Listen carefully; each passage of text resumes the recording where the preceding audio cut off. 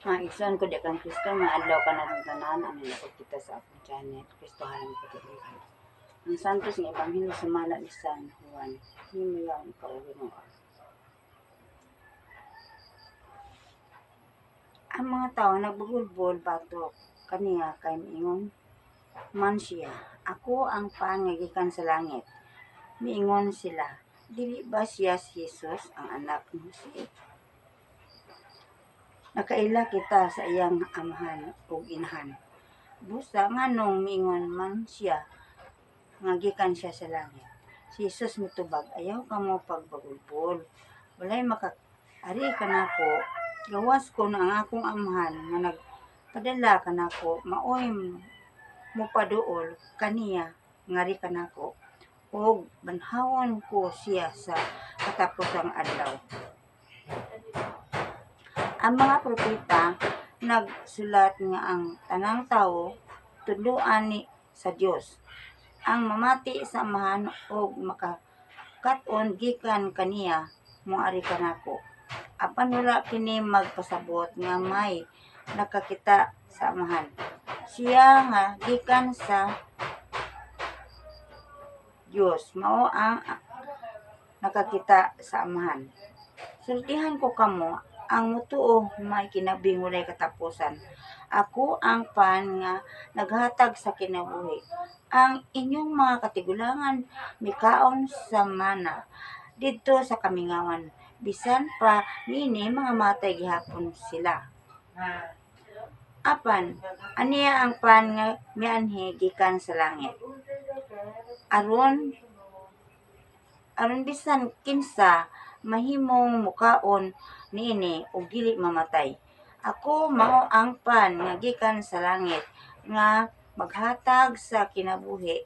Ang mukaon niini nga pan dili gayud mamatay. Ug ang pan nga akong ihatag mao ang akong unod aron mabuhi ang kalibutan. Ang ebanghelyo sa atong Ginoo ay Kristo.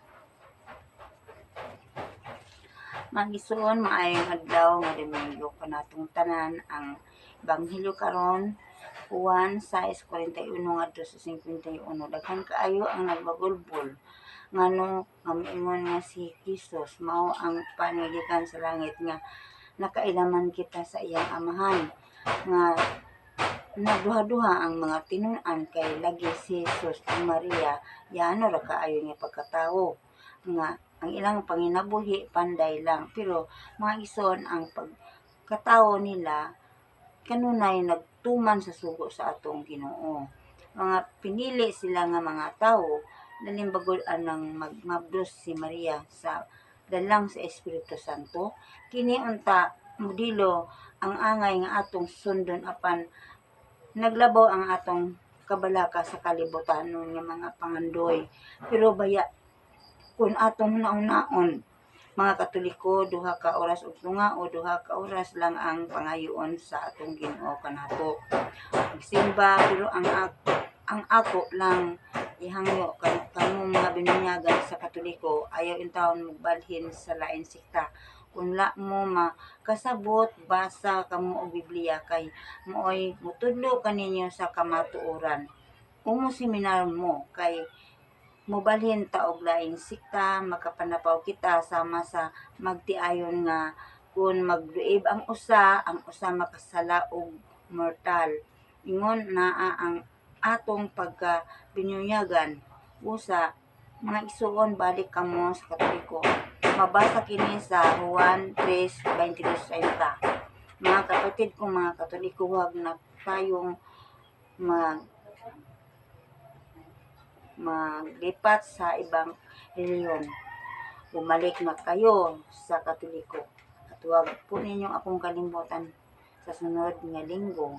Babalik ako. Huwag ninyo akong kalimutan sa pag-share, like, subscribe. Maraming salamat.